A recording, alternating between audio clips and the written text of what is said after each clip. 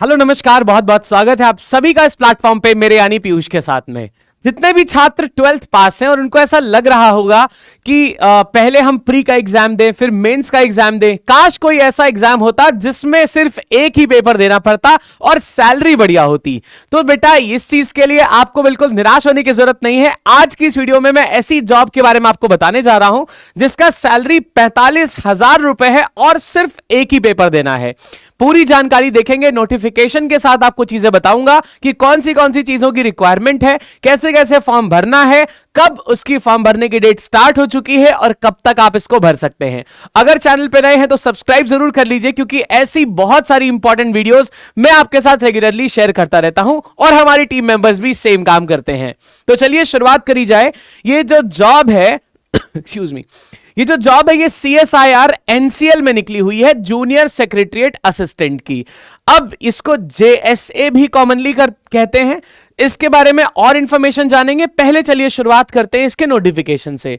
तो भाई जो नोटिफिकेशन आई है इसके हिसाब से अगर हम बात करें तो CSIR NCL यानी नेशनल केमिकल लेबोरेटरी में जॉब है, जिसके लिए जो पोस्ट है वो है जूनियर सेक्रेटरीट असिस्टेंट की।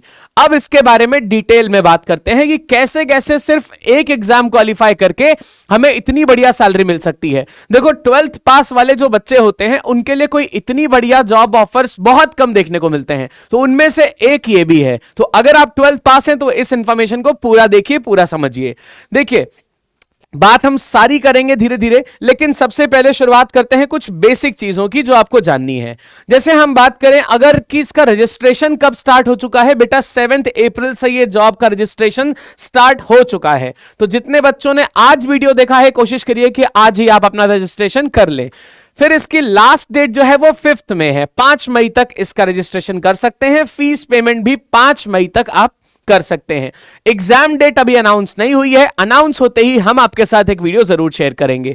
लेकिन फिलहाल इसका एक अगर हम जनरल सा हिंट ले लें तो जुलाई के एंड तक इसका एग्जाम होने की एक उम्मीद है बेटा। ठीक है, तो आप अपनी तैयारी को इस हिसाब से करिए कि जुलाई के एंड तक लगभग आप पूरा बढ़िया तरीके से प्रिपेयर्ड रहें। और इसके बारे में इंफॉर्मेशन देखा जाएगा कि एलिजिबिलिटी क्या है इसकी, तो कोई भी 12th क्लास पास कैंडिडेट इस पोस्ट के लिए एप्लीकेबल है। अब किसी का डाउट है कि सर मैंने साइंस स्ट्रीम से किया है, बेटा आप भी एप्लीकेबल हो। किसी ने अगर आर्ट से किया है आप भी अप्लाई कर सकते हो, और कोई कॉमर्स बैकग्राउंड वाला है वो भी इसमें अप्लाई कर सकता है। और कितने भी परसेंट आए हो आप इसमें अप्लाई कर सकते हो। बस कोशिश करिए कि 30-35% वाले इसमें ना आए, मतलब अप्लाई ना करें, वरना आगे दिक्कत हो सकती है। कितना भी परसेंट मार्क्स आया हो, आपने 12th अगर किया है किसी भी बोर्ड से, तो आप इसमें अप्लाई कर सकते हैं। टोटल पोस्ट यहां पे थोड़ी सी कम देखने के लिए मिल रही है, लेकिन यहां पे अगर आप थोड़ी सी मेहनत करो तो आपका सिलेक्शन इसमें पॉसिबल है, क्योंकि ये जॉब थोड़े से कम लोगों को पता चल पाती है, इसलिए सिलेक्शन होने की चांसेस ज्यादा रहती हैं। सैलरी की अगर बात करें तो 19,900 ये बेसिक पे होता है।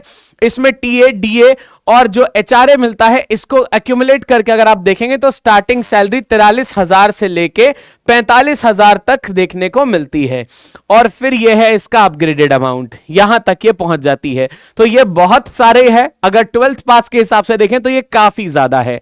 इस वजह से ये बहुत इंपॉर्टेंट जॉब बन जाती है 12th पास वालों के लिए। अब यहां पे एक पॉइंट लिखा है प्रोबेशन पीरियड ऑफ 2 इयर्स। ये प्रोबेशन पीरियड क्या होता है? क्या हमें संविदा पे रखा जाएगा? बिल्कुल नहीं। लेकिन प्रोबेशन पीरियड का मतलब यह होता है कि आपको किस हिसाब से आप वहां पे जॉब कर रहे हैं, कितने टाइम पे आप रिपोर्ट कर रहे हैं, काम को आप ढिलाई से तो नहीं कर रहे हैं, ये सारी चीजें 2 साल तक ऑब्जर्व करी जाती हैं।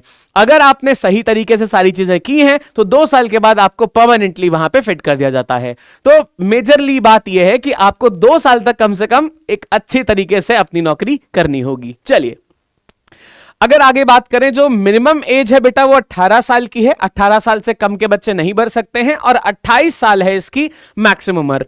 अब यहां पे एज रिलैक्सेशन भी बहुत सारे लोगों को मिल जाएगा। किनको किनको एज रिलैक्सेशन मिलेगा और ये होता क्या है, चलिए इसके बारे में बात करते हैं। तो देखिए बेटा बहुत सिंपल सी बात है कि 18 से लेकर 28 साल तक एक जनरल जो आदमी है, एक नॉर्मल आदमी है, उसको इतने ही उम्र तक ये फॉर्म भर सकता है।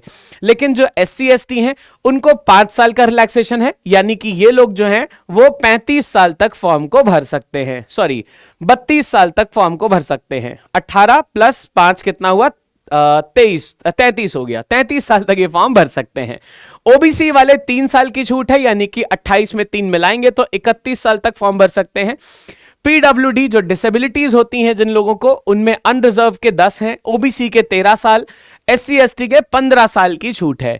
और जो विडो हैं या डाइवोर्स्ड हैं, दोबारा शादी नहीं की है, उनको 35 साल तक फॉर्म भरना अलाउड है अगर वो अनरिजर्व्ड और ओबीसी में आते हैं, और 40 साल तक अलाउड है अगर वो एससी एसटी में आते हैं। तो इतना सारा एज रिलैक्सेशन दिया है, आई होप आप इसको समझ पा रहे होंगे। चलिए अब बात करी जाए कि इसमें कितने कितने फेजेस होंगे। अभी मैंने बताया आपको कि सिर्फ आपका एक ही टेस्ट होगा, एक ही एग्जाम देना है। तो जरा देखिए, सबसे पहले तो आप ऑनलाइन एग्जाम देंगे, जिसको बहुत सारे बच्चे सीबीटी भी कहते हैं, कंप्यूटर बेस्ड टेस्ट होगा बेटा। ऑनलाइन एग्जाम का मतलब है ऐसा नहीं कि आप अपने घर से दे सकते हैं, इसका मतलब यह है कि कंप्यूटर बेस्ड टेस्ट होगा, ठीक है। मल्टीपल चॉइस क्वेश्चंस आते हैं इसमें, एमसीक्यूज इनको बोला जाता है।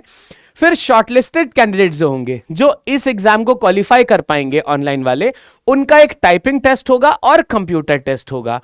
टाइपिंग टेस्ट के लिए बेटा आपको इंग्लिश में टाइपिंग आनी चाहिए 35 वर्ड्स पर मिनट की, और हिंदी अगर आप टाइप करते हैं तो 30 वर्ड्स पर मिनट की टाइपिंग आपकी होनी चाहिए। जब आप फॉर्म भरेंगे तभी आपसे ये पूछा जाएगा कि आप इंग्लिश में टाइपिंग करेंगे या हिंदी में, इसलिए फॉर्म को बहुत ध्यान से आपको भरना पड़ेगा।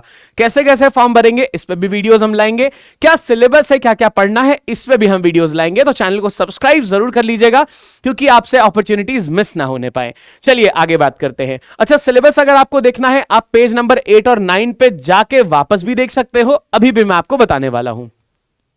चलिए तो बात करी जाए कि भाई जो मोड ऑफ एग्जामिनेशन है उसमें प्रश्न कैसे कैसे पूछे जाते हैं। तो ओएमआर यानी optical magnetic reader based OMR sheet जो आपको मिलती है, जिसमें आपको सर्कल में भरना होता है। सपोज ये 4 सर्कल दिए हैं क्वेश्चन नंबर 4 के लिए, और इसका आंसर है ऑप्शन नंबर बी, तो आपको सेकंड वाले में बेटा सर्कल करना होगा। ये टाइप का क्वेश्चन आएगा। मीडियम ऑफ क्वेश्चंस दोनों में होंगे, दोनों भाषाओं में, हिंदी इंग्लिश दोनों में सवाल होंगे। सिर्फ अंग्रेजी का पेपर जो होगा वो आपको इंग्लिश में ही मिलेगा। कितने होंगे? Standard of exam class 12th level का एग्जाम होगा बेटा, 12th लेवल तक के क्वेश्चंस पूछे जाएंगे। कितने सवाल होंगे? टोटल 200 क्वेश्चंस आपसे पूछे जाएंगे। Excuse me. जो आपको समय मिलेगा टोटल वो कितना मिलेगा? तो 2 घंटा 30 मिनट, यानी 120 प्लस 30 कितना हो गया? 150 मिनट का समय आपको टोटल मिलेगा, ठीक है। और 3 घंटा 20 मिनट उन लोगों को मिलेगा जो लोग थोड़े से डिसेबल्ड होते हैं। 3 घंटा 20 मिनट डिसेबल्ड लोगों को, और नॉर्मल लोगों को 150 मिनट यानी 2 घंटा 30 मिनट का समय मिलेगा। अब बात करी जाए जरा सा नोटिफिकेशन पे आके, तो नोटिफिकेशन पे हमने बेसिक चीजें जो थी वो देख लिया था।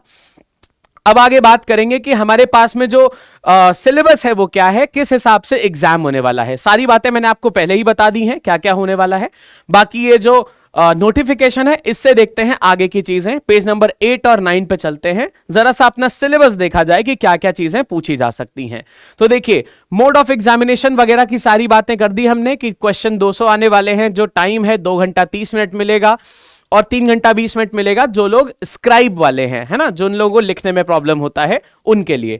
अब आगे अगर बात की जाए तो ये होने कैसे वाला है। देखो बेटा, पेपर तो 2 पार्ट में होगा, पेपर होगा एक ही। जैसे प्री और मेंस में क्या होता है, जब आपने प्री क्वालिफाई कर लिया तब आप मेंस को दे सकते हैं। इसमें क्या होगा, ध्यान से समझिए, इसमें पेपर एक ही होगा। आपको 2 घंटा 30 मिनट एक साथ ही बैठना है। होगा कैसे? पहले पेपर 1 होगा जिसमें 90 मिनट का समय होगा, यानी कंप्यूटर जब आप स्टार्ट करोगे, जब आपका कंप्यूटर विंडो स्टार्ट होगा तो 90 मिनट तक आपके सामने जो पेपर खुला होगा वो पेपर नंबर 1 होगा, जिसमें मेंटल एबिलिटी के क्वेश्चंस आएंगे। मेंटल एबिलिटी के क्वेश्चंस में क्या होता है? जनरल इंटेलिजेंस होता है, क्वांटिटेटिव एप्टीट्यूड यानी मैथ्स जिसको बोला जाता है, रीजनिंग आता है, प्रॉब्लम सॉल्विंग और सिचुएशनल जजमेंट्स कि अगर आप इस जगह पे होते तो क्या सिचुएशन में जजमेंट लेते। ये सवाल पूछे जाते हैं, जिसमें क्वेश्चंस होते हैं 100 और मैक्सिमम मार्क्स होते हैं 200, यानी एक सवाल 2 नंबर का आपसे पूछा जाता है। इसमें एक सवाल बेटा 2 नंबर का होता है, ठीक है। और इस पेपर में कोई नेगेटिव मार्किंग नहीं होती है, इसमें नेगेटिव मार्किंग नहीं होती है, ये बढ़िया चीज है। चलिए अब बात करी जाए, ये पहला वाला तो खत्म हो गया, अब दोबारा आगे बढ़े हम। फिर आता है पेपर नंबर 2। अब जैसे आपके पास में क्या हुआ, 90 मिनट का टाइम खत्म हो गया, 1.5 घंटे खत्म, अब बचता है 1 घंटा।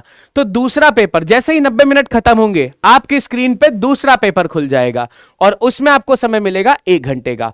उसमें क्या क्या पूछा जाएगा? जनरल अवेयरनेस होगा जिसको जीए बोलते हैं, 50 सवाल होंगे आपके पास में जीए के, और उसके लिए आपको 150 अंक मिलेंगे, यानी 3 नंबर एक सवाल का मिलेगा।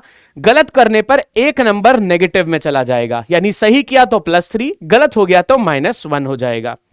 इंग्लिश लैंग्वेज में भी 50 सवाल मिलेंगे 150 मार्क्स के लिए, यानी 3 नंबर एक क्वेश्चन सही करने पर, और अगर आपने गलत किया तो -1 हो जाएगा हर एक गलती करने पर। ठीक है, फिर यहां पे ये बातें सारी खत्म हो गई, समझ में आ गया है।